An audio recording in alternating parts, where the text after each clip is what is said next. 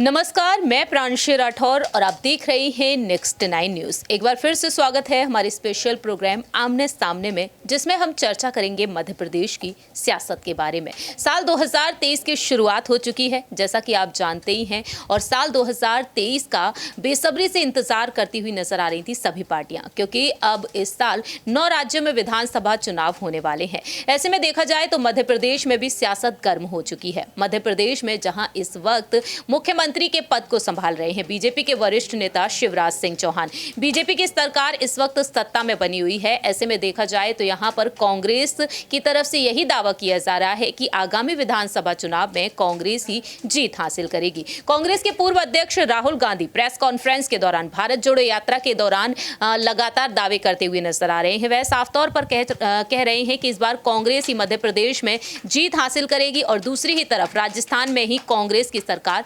यहां पर रिपीट होती हुई नजर आएगी। लेकिन इसी बीच जहां एक तरफ राजस्थान में कलह मची हुई है, पूर्व डिप्टी सीएम सचिन पायलट और मौजूदा मुख्यमंत्री अशोक गहलोत के बीच लगातार जंग देखने को मिल रही है सीएम पद की दावेदारी को लेकर, जिस पर अब तक फैसला नहीं आया है। लेकिन दूसरी ही तरफ मध्य प्रदेश में बीजेपी खेमे में कहीं ना कहीं अब यहां पर रार पड़ती हुई नजर आ रही है, क्योंकि यहां पर मांग उठना शुरू हो चुकी है उड्डयन मंत्री ज्योतिरादित्य सिंधिया को सीएम बनाने को लेकर।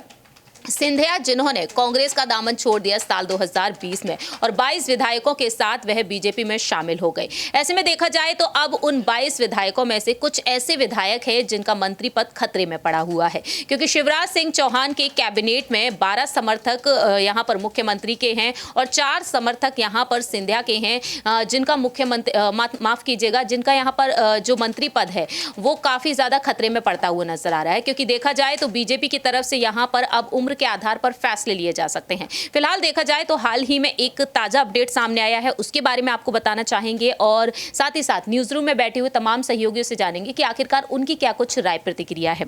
हाल ही में जो खबर सामने आई है उस पर अगर गौर किया जाए तो यहाँ पर मध्य प्रदेश की सत्ता और संगठन से जुड़े सूत्रों का यही कहना रहा है कि संगठन के सर्वे के बाद अब विधानसभा चुनाव में बड़ी संख्या में मौजूदा विधायकों को टिकट कटने की संभावना बढ़ चुकी है। इस रिपोर्ट पर अगर गौर किया जाए, यदि टिकट वितरण में गुजरात फॉर्मूला लागू किया जाता है तो मौजूदा विधायकों में से 40 से 50 विधायकों के टिकट पर संकट खड़ा हो सकता है। इनमें से नए और युवा चेहरों को मौका मिलेगा। कई बुजुर्ग विधायक उम्र के चलते टिकट से वंचित हो सकते हैं और तकरीबन 10 से ज्यादा विधायक इसमें शामिल है। लेकिन यहां पर गौर किया जाए, ग्वालियर चंबल संभाग जो सिंधिया का गढ़ कहा जाता है, विंध्य और महाकौशल अंचल में पार्टी को बहुत ही नुकसान हो सकता है। मालवा बेल्ट की भी कुछ सीटों पर पार्टी के हालात ठीक नहीं बताए जा रहे हैं। सिंधिया समर्थकों में जिन मंत्रियों की सीट खतरे में है उनके नाम कुछ इस तरीके से हैं: भारत सिंह कुशवाहा, गोविंद सिंह राजपूत, ओपीएस भदौरिया और सुरेश धाकड़ के साथ साथ महेंद्र सिंह सिसोदिया। और दूसरी ही तरफ इन मंत्रियों के अलावा है जगदीश देवड़ा, मोहन यादव, उषा ठाकुर, राम खिलावन पटेल के साथ साथ इंदर सिंह परमार। वहीं प्रद्युम्न सिंह तोमर और अरविंद भदौरिया भी यहाँ पर काफी कड़ी मेहनत करते हुए दिखाई दे रहे हैं। ऐसे में देखा जाए तो भाजपा को यहाँ पर 230 सीटों पर जीत हासिल करने का जो लक्ष्य बना रखा है, इसमें से 100 नाम बदलने के आसार बताए जा रहे हैं। साल 2018 में 109 सीटों पर भाजपा ने जीत हासिल की और उपचुनाव में ये सीटें बढ़कर 127 हो गई, लेकिन कांग्रेस 114 से घटकर 96 हो गई। अब देखा जाए इन 100 सीटों पर भाजपा यहां पर बढ़त बनाने की कोशिश कर रही है और ऐसे में देखा जाए तो यहां पर आदिवासी वोट बैंक पर ध्यान दिया जा रहा है और साथ ही साथ हारी हुई सीटों पर। तो ऐसे में यहां पर सिंधिया समर्थकों को क्या वाकई में पीछे किया जाएगा? लेकिन बात यहां पर यह कही जा रही है कि सिंधिया से पहले यहां पर राय मशवरा भी लिया जाएगा। तो इन्हीं तमाम खबरों की तरफ ध्यान देते हुए यहाँ पर रुक करते हैं यहाँ पर अपने सहयोगी की तरफ। सबसे पहले राय लेना चाहेंगे यहाँ पर अबरार से कि आखिरकार उनका क्या कुछ कहना है। क्या सिंधिया को यहाँ पर सीएम पद की दावेदारी के लिए आगे करना बेहद आसान माना जा सकता है? क्योंकि दावा यही किया गया है कि शिवराज सिंह चौहान या फिर प्रदेश अध्यक्ष बीडी शर्मा के चेहरे पर ही चुनाव लड़े जाएंगे। तो ऐसे में सिंधिया के लिए क्या कुछ यहाँ पर सोच विचार हो सकता है? एक तरफ तो यहाँ पर सांसद के तौर पर उनके लिए सोच विचार किया जा रहा है, एक तरफ ग्वालियर चंबल की जिम्मेदारी ही उन्हें सौंपी जाएगी। तो यहाँ पर सिंधिया का अपने समर्थकों के टिकट को बचाने के लिए क्या कुछ फैसले हो सकते हैं? देखिए, ज्योतिरादित्य सिंधिया की अगर राजनीतिक ताकत को समझने की कोशिश करें तो मात्र अकेले दम पर भारतीय जनता पार्टी में नहीं गए थे। लगभग 17 विधायक उनके साथ थे और इसी बल पर भारतीय जनता पार्टी जो है सत्ता में आ पाई थी, क्योंकि उस समय कांग्रेस की सरकार थी। तो भारतीय जनता पार्टी भी ये बात समझती बखूबी कि अगर सिंधिया को उस तरीके से मान सम्मान नहीं दिया गया, अगर उनके मुताबिक उनको पार्टी में जगह, उनके पद नहीं मिले, तो जाहिर सी बात है कि वो आने वाले समय में फिर से पलटी मार सकते हैं। क्योंकि 17 विधायकों का भी सवाल है। शिवराज सिंह चौहान तभी मुख्यमंत्री बन पाए थे जब सिंधिया ने उन्हें समर्थन दिया था और लगभग इतने ज़्यादा विधायक उनके साथ जो है पार्टी को छोड़ करके आए थे।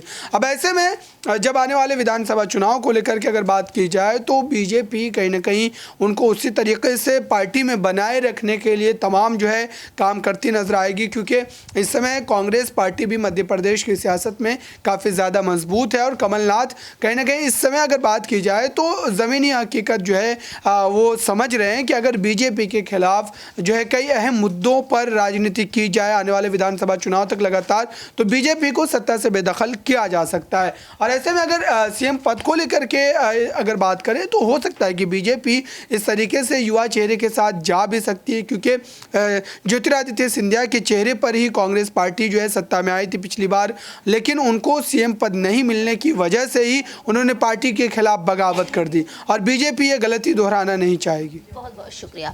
जैसा कि यहाँ पर अबरार ने एक और सवाल खड़ा कर दिया कि बीजेपी इस गलती को दोहराना नहीं चाहेगी। आगे हम राय लेना चाहेंगे कशिश से कि आखिरकार उनका क्या कुछ कहना है, क्योंकि फिलहाल देखा जाए यहाँ पर सिंधिया की नाराजगी एक वक्त देखने को मिली। तो क्या लगता है आपको, क्या यहाँ पर समर्थकों को ध्यान में रखते हुए, विधायकों को ध्यान में रखते हुए सिंधिया की नाराजगी यहाँ पर साफ तौर पर दिखाई देगी? मुख्यमंत्री पद की दावेदारी के लिए क्या सिंधिया अंदरूनी तौर पर खुद भी चाहते हैं कि वह आगे किए जाएं?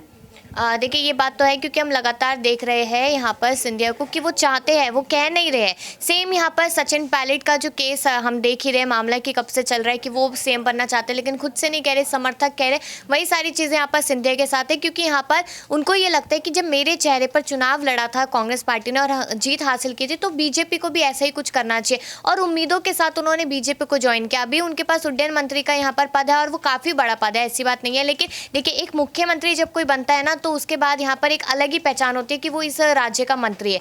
तो यहाँ पर जो नाराजगी है, क्योंकि इन्होंने जब बैठक की थी, बैठक में से अचानक उठ के गए, कोरोना का बहाना वो सामने आया था, जिसको लेकर काफ़ी सारी बातें सामने आई। तो ऐसा ही लगा कि यहाँ पर उनके पक्ष में कोई फैसला नहीं लिया जा रहा है पार्टी में, तो कहीं ना कहीं उनकी नाराजगी देखने को मिली। अब उनके समर्थकों को, कितने लोगों को पार्टी से बाहर का रास्ता दिखा दिया, तो उनको एक डर है कि कहीं ऐसा तो नहीं कि मेरे साथ भी कुछ ऐसा ही सलूक किया जाए आने वाले टाइम को लेकर। देखिए, फिलहाल देखा जाए शिवराज सिंह चौहान और बीडी शर्मा के चेहरे पर चुनाव लड़ने की बात कही जा रही है, तो क्या इनके चेहरे पर चुनाव लड़ना अब काफी ज्यादा सफलतापूर्वक देखने को मिल सकता है? बीजेपी की जीत यहां पर देखने को मिल सकती है, या फिर राहुल गांधी की भारत जोड़ो यात्रा के चलते कमलनाथ की सरकार एक बार फिर से बनती हुई नजर? देखिए, मैं यहाँ पर वही बात करना चाहूंगी। यहाँ पर अभी महज कुछ दिन पहले की बात है जब एक पंडित जी ने तीनों की कुंडली को खंगाल दिया था और यहाँ पर उन्होंने कहा था कि अगर देखा जाए किसका भविष्य चमकने वाला है तो वो कमलनाथ का है। इस तरीके की बात की गई और राहुल गांधी ने भी ये बात साफ तौर पर कह दी थी कि कमलनाथ ही मुख्यमंत्री बनेंगे और हम ही भारी बहुमत से जीत हासिल करेंगे, क्योंकि भारत जोड़ो यात्रा का असर देखने को मिल सकता है मध्य प्रदेश में। बात अगर मैं यहाँ पर शिवराज की और बीडी शर्मा की करूँ तो देखिए, शिवराज सिंह चौहान पिछली बार भी काफ़ी सीटें यहाँ पर जब चुनाव लड़ा गया था उनके नाम पर, तो काफ़ी सीटें आई थी। कुछ सीटों का महज फर्क था यहाँ पर, लेकिन चुनाव यहाँ पर कांग्रेस पार्टी ने जीता। तो मुझे लगता है अगर शिवराज को एक आखिरी बार, क्योंकि ज़्यादा समय नहीं है, तो हो सकता है उनका आखिरी चुनाव हो ये राजनीति के तौर पर, तो कहीं ना कहीं अगर उन्हें आगे किया जा सकता है तो उसका भी फायदा देखा जा सकता है, क्योंकि पार्टी में अंतरकलह की बात बीजेपी जो राजस्थान को लेकर करी है, वो कहीं ना कहीं मध्य प्रदेश में भी उनकी पार्टी में चल रही है। शुक्रिया। जैसा कि यहाँ पर कशिश ने अपनी बात रखी है, ऐसे में आखिरी सवाल हमारा रहेगा यहाँ पर कपिल से कि आखिरकार उनका क्या कुछ कहना है। तो यहाँ पर अगर बात की जाए, अगर सिंधिया के समर्थकों से हटकर सिंधिया के बारे में, तो क्या सिंधिया को लेकर जिस तरीके से हमारे सहयोगी ने अपनी बात रखी है, अगर बात यहाँ पर सिंधिया के लिए की जाए उप मुख्यमंत्री के पद पर, साथ ही साथ यहाँ पर सिंधिया को आगे चलकर कुछ मिलेगा या नहीं मिलेगा? क्या सिंधिया की तर्ज पर बीजेपी एक बार फिर से चुनाव जीतने में कामयाब हो सकती है? बिल्कुल, सिंधिया की जो है तर्ज पर बीजेपी चुनाव जरूर जीतेगी, लेकिन आने वाले वक्त में जरूर ये देखने को मिलेगा, क्योंकि शिवराज सिंह चौहान से जो है वो तमाम, चाहे वो आदिवासी जातियां हो, चाहे वो जो बिजली की दरें जो है लगातार शिवराज सिंह चौहान जल्दी फैसला ले सकते हैं बढ़ाने के लिए, तो शिवराज सिंह चौहान का दोबारा मुख्यमंत्री बनना अब बहुत मुश्किल हो गया है लगातार अगर हम बात करें। और जैसा कि आपने पहले रिपोर्ट में भी बताया था कि बीडी शर्मा जो है वो चुनाव लड़ेंगे और मेन चेहरा जो है वो मुख्यमंत्री, माफ़ कीजिएगा, प्रधानमंत्री का होगा। तो इसी तरह से अब आने वाले वक्त में सिंधिया को ये नज़र आ रहा है कि मध्य प्रदेश की अगर राजनीति में कोई सबसे आगे होगा तो वो सिंधिया ही होने वाले हैं, और जल्द ही मुझे लगता है कि उनको पद दिया जाएगा। अदरवाइज फिर जो कांग्रेस के साथ उन्होंने किया था, सरकार गिराई थी भाजपा के साथ, होते हुए वैसा ज़्यादा देर नहीं क्या उन्हें यहाँ पर उप मुख्यमंत्री का पद भी दिया जा सकता है? मुझे लगता है कि उप मुख्यमंत्री का पद अगर उन्हें दिया जाएगा भी, भाजपा उन्हें ऑफर कर सकती है, लेकिन वो एक्सेप्ट नहीं करेंगे, क्योंकि उप मुख्यमंत्री जैसा पद उनके लिए कोई मायने नहीं रखता। वो जिस घराने से आते हैं, जिस पदवी से आते हैं और जितनी बड़ी हैसियत रखते हैं, उस हिसाब से जब तक उन्हें मुख्यमंत्री का पद नहीं मिलेगा, मुझे नहीं लगता कि वो शांत बैठने वाले हैं। हो सकता है कि अंदरूनी तौर पर वो बोल चुके हों और भाजपा कहीं ना कहीं उनसे कोई वादा भी कर चुकी हो। जैसा कि यहाँ पर सभी ने अपनी राय रखी, अब देखना यही दिलचस्प होगा कि आखिरकार सिंधिया के लिए यहाँ पर पीएम नरेंद्र मोदी, केंद्रीय गृह मंत्री अमित शाह जी और साथ ही साथ जेपी नड्डा यहाँ पर क्या कुछ अहम फैसले लेते हुए नजर आएंगे। मध्य प्रदेश की सियासत में इस बार बीजेपी की जीत होनी चाहिए या फिर कांग्रेस की, क्योंकि मैदान में समाजवादी पार्टी भी उतर आई है और दावा ये किया गया है सपा की तरफ से कि 230 विधानसभा सीटों पर चुनाव लड़ेगी और जीत हासिल करने का दावा भी यहाँ पर किया गया है। देखना होगा कि आखिरकार यहाँ पर जीत किस पार्टी की होती है। लेकिन आपकी क्या कुछ राय प्रतिक्रिया है सिंधिया को लेकर, या आप बता सकते हैं कमेंट सेक्शन में। क्या उप मुख्यमंत्री के पद पर या फिर मुख्यमंत्री के पद पर या फिर सांसद के तौर पर सिंधिया को अब देखा जाना चाहिए, या आप बता सकते हैं कमेंट सेक्शन में। फिलहाल के लिए हम चलते हैं, बाकी की तमाम अपडेट्स के लिए आप देखते रहिए नेक्स्ट 9 न्यूज़।